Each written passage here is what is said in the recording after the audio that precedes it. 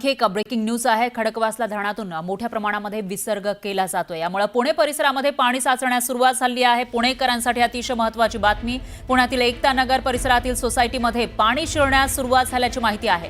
सोसायटीच्या पार्किंग आणि रस्त्यावर पाणी साचलंय। खडकवासला धरणातून 35,000 क्युसेक वेगाने विसर्ग केला जातोय आणि त्याचा परिणाम आता या ठिकाणी दिसून येऊ लागलेला आहे। एकता नगर सोसायटीमध्ये पाणी शिरण्यास सुरुवात झाल्याची माहिती समोर येते। त्यामुळे पुणेकरांच्या मागच्या वर्षीच्या आठवणी जाग्या झाल्या असतील। दरम्यान या विषयी अधिक माहितीसाठी आपले प्रतिनिधी अभिजित पोते हे आपल्या सोबत जोडले गेले आहेत। अभिजित, मागच्या वर्षी ज्या पद्धतीने झालेलं होतं तसंच काहीसं पुन्हा एकदा होताना दिसतंय। सध्याची काय स्थिती आहे, कारण खडकवासला धरणातून पाण्याचा विसर्ग वाढवलाय?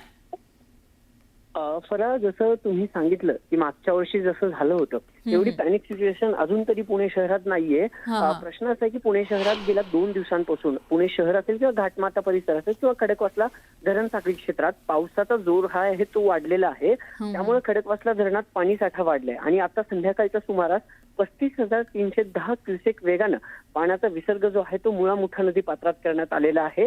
आणि सिंहगड रोड परिसरातली जी एकता नगरी सोसायटी आहे जिथं मागच्या वर्षी परिस्थिती हाताच्या बाहेर गेली होती, तिथल्या या परिसरामध्ये ज्या शेवटच्या 2 सोसायट्या आहेत ज्या अगदी नदीकाठाच्या सोसायटीच्या पार्किंग मध्ये आणि रस्त्यावर काही प्रमाणात पाणी शिरण्यास सुरुवात झालेली आहे। पण पॅनिक होण्यासारखी सिच्युएशन पुणे शहरात किंवा सिंहगड रोड परिसरात नाहीये।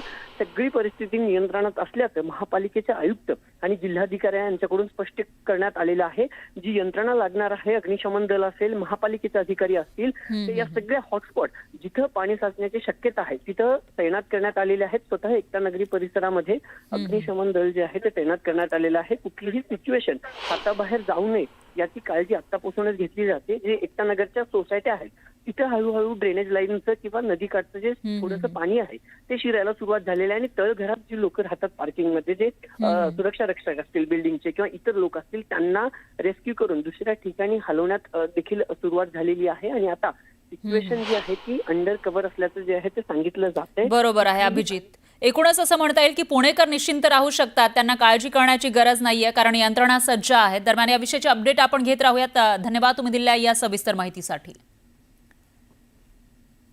तर इकडे मुंबईमधल्या मिठी नदीवरून पुन्हा राजकारण सुरू झालंय। मिठी नदीच्या नालेसफाईमध्ये मागील काळात घोटाळा झाल्याचा आरोप करून मुख्यमंत्री देवेंद्र फडणवीस यांनी उद्धव ठाकरेंवर निशाणा साधला। परिणामी आरोप प्रत्यारोपांचा पूर आला।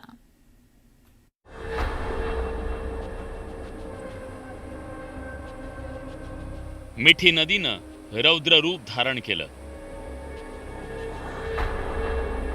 नदीचं हे रूप पाहून कुणालाही धडकी भरेल। मिठी नदीनं धोक्याची पातळी ओलांडल्यानं सुमारे 500 नागरिकांना सुरक्षित स्थळी हलवण्यात आलं। पवई परिसरातल्या फिल्टर पाड्यात एक जण मिठी नदीत पडला। नदीच्या रौद्र रूपामुळे त्याच्या जीवाला धोका निर्माण झाला, मात्र त्याला वाचवण्यात यश आलं। मिठी नदीचं हे रौद्र रूप मुंबईकरांसाठी नेहमी धोक्याचं ठरतं। त्यामुळे मिठी नदीच्या सफाईचा मुद्दा वारंवार उपस्थित होतो। त्या अनुषंगानं मुख्यमंत्र्यांनी तोफ डागली।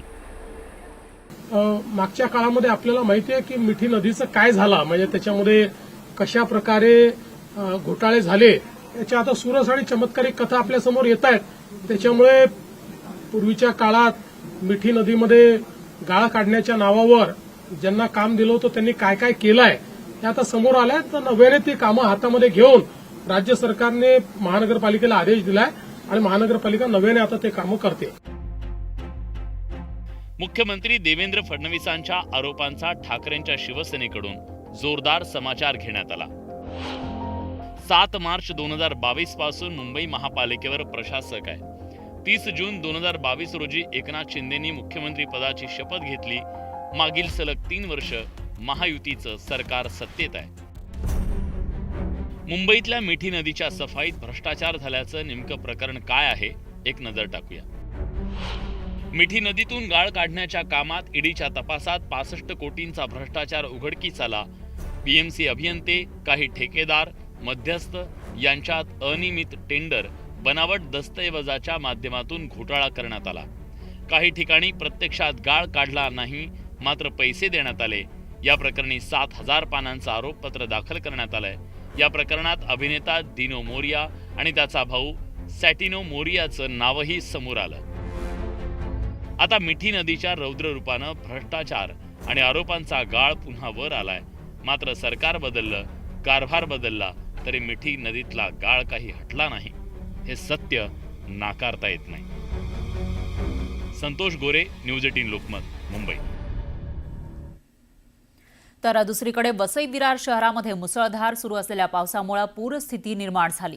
या पुराच्या पाण्यात वसई, भोईदापाडा, राजावळी इथल्या बैठ्या चाळीमध्ये अडकून पडलेल्या 30 नागरिकांची अग्निशमन दलानं सुखरूप सुटका केली आहे.